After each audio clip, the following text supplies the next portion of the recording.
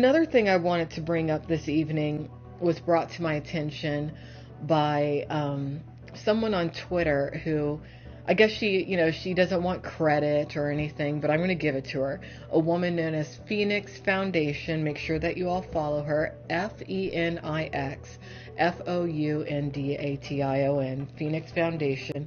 But she brought to my attention an article revolving around a retired adult actress who was incredibly popular. Actually, we do have to delve into her situation a little bit in detail because it does revolve around race to a degree as far as why she became so popular. I'm talking about a young woman known as Mia Khalifa. I don't know what her legal name is, and even if I did, she's one I wouldn't say what it is because she's having a really hard time right now. I think that Phoenix Foundation wanted me to reach out to Mia to interview her. I don't feel that she's in a place in her life right now to where she really needs to be doing an interview with much of anybody, especially not me. I hope that if she ever sees this particular podcast, it's of benefit to her. But Mia Khalifa appears to hail from the country of Lebanon. She seems to be Lebanese. So I'm assuming that she's of the Islam faith, that she's Muslim. A lot of times, actually all the time, women who are Muslim do not go into the adult entertainment industry because it's not only looked down upon in when it comes to their faith, but they could be killed for going into the adult entertainment industry. I mean, really, regardless of your ethnicity, once you go in that world, you are going to be looked down upon by certain people within your social circle or your past social circle, just in the world, because you know, you have a lot of people with very closed minds and who are just looking for any reason to look down upon women, truth be told. But women who have a family background rooted within Islam have a particularly difficult time, and such is the case when it comes to the woman known as Mia Khalifa. Now, Mia Khalifa, to my knowledge, has not worked in the adult entertainment industry for quite a few years. It's very interesting to me that she does hold on to her stage name, but hey, a stage name does not only have to do with the adult entertainment industry. It can go into mainstream too. Who's an example of that? Actually, there's several. Pamela Anderson. She was an adult industry model and she went into mainstream, you know, one of the most popular. She was a Playboy girl who crossed over into Baywatch. And she's doing all kinds of things in her life nowadays. Same with Carmen Electra, Tracy Bingham, dare I say myself, even though I use my legal name nowadays. When I worked in the adult entertainment industry, I was known as Monica Foster. Now I use my legal name, Alexandra Mayers. But a lot of people have worked in the adult world and then gone on to do all sorts of things in their life. All right, but Mia Khalifa, in her mind at least, is having a hard time shaking it, meaning her adult industry history. I kind of feel that what she's doing in regards to making such a big deal about her disputes with BangBros, aka Venetian Productions, she's actually making her situation worse because she's drawing attention to her adult industry past. I'll bet you that there's a lot of people out there who have heard the name Mia Khalifa and they don't even think about her having an adult industry history.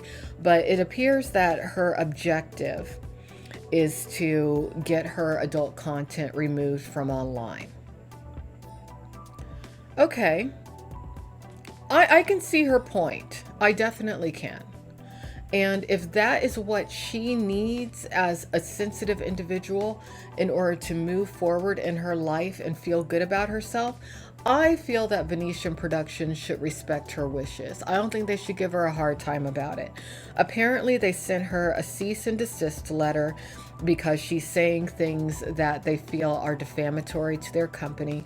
But I'll tell you, and I don't care if they send me a cease and desist letter. I don't care what they do to me, because I think that they're a bunch of assholes over there, because they are the ones who essentially spawned the founder of a tremendous, very homophobic, very misogynistic, and very racist hate crime known as Porn WikiLeaks. I'm not going to say the dude's name because I don't feel like tainting my own podcast with his name, but they're the ones who really cultivated him. And to this day, I think it's him who's given this girl Mia Khalifa a very hard time on another website that he has control over, or at least is posting on to this day. So, BangBros, you ain't in the right. Venetian Productions, you're a bunch of assholes, and karma's gonna get you. Because just because you create content of a woman or a man at a certain stage of their life, why do you feel entitled to, no matter what they do, consistently link that content to them just because y'all want to be in adult entertainment until the days you die? And not just you, Venetian Productions, but a lot of you pornographers and directors and producers out there, just because you're okay with doing what you do until the day you die. I'd say 90% of the adult actors and actresses that you create content of, as they age, as they mature, as they go on in life, sure, they made the choice to participate in the world that you live in at one stage, but as they go on, as they age, they want to put that behind them.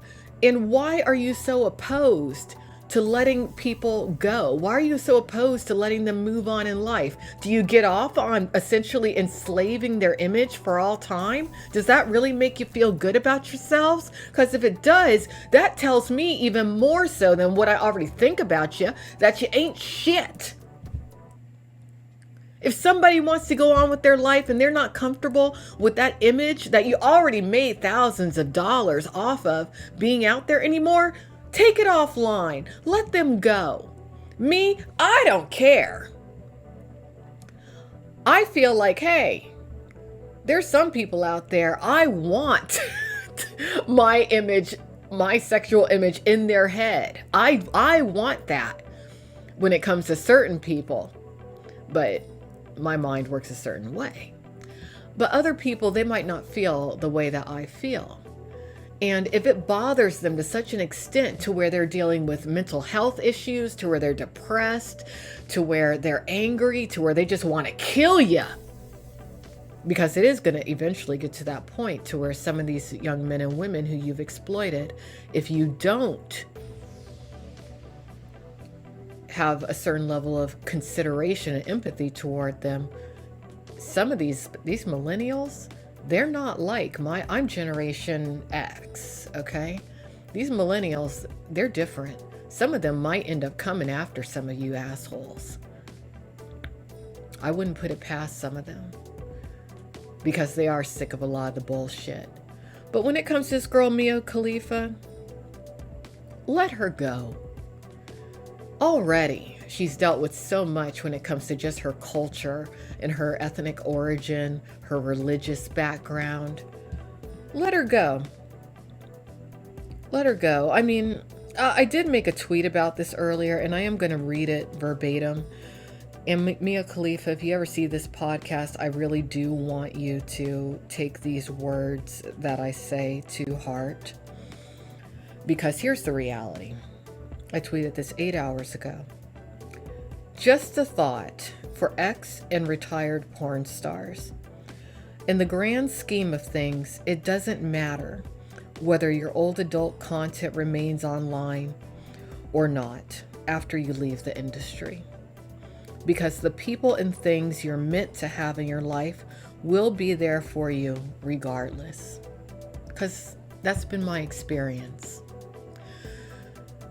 Sometimes it can be a little frustrating and heartbreaking even when it comes to dating, romantic relationships, because people can be freaking cruel.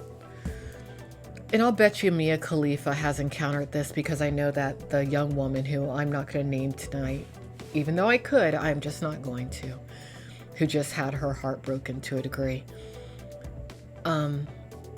Sometimes people will look for just anything to have one up on you, or to try to tear you down psychologically. And when you're an ex-adult entertainer, by default, it's your content that people who are just weak and who are assholes, that's what they're going to use against you, if they can, if they know it bothers you. I think that any man who does that to a woman is a piece of shit, really, because it takes a lot of strength to leave that world. Once you go into adult entertainment, even if you leave, you're never the same as when you went in. That's what people don't quite understand. The only way I can explain it to somebody who's never dealt with that world or been in that world is to equate it to like the Vampire Diaries. When you go into that world, you are metaphorically changed. You're bitten and you're changed into something along the lines of a vampire. Okay? And I know that sounds scary and probably kind of silly to a lot of you, but it's not. Not at all. Because you see a part of life that people who've never been in that world never get to see. You learn about things when it comes to yourself that other people never learn about themselves. You actually become far more human than people who have never been in that world. Almost an elevated form of human. It affects you spiritually even. Because it's not just sex when you're talking about the adult entertainment industry. You're talking about a different way of thinking. You're talking about a different mindset. It's all cerebral. And that's what people don't get about sex. Sex is all cerebral. It's not about the biggest private parts or anything physical. The best sex starts in the mind.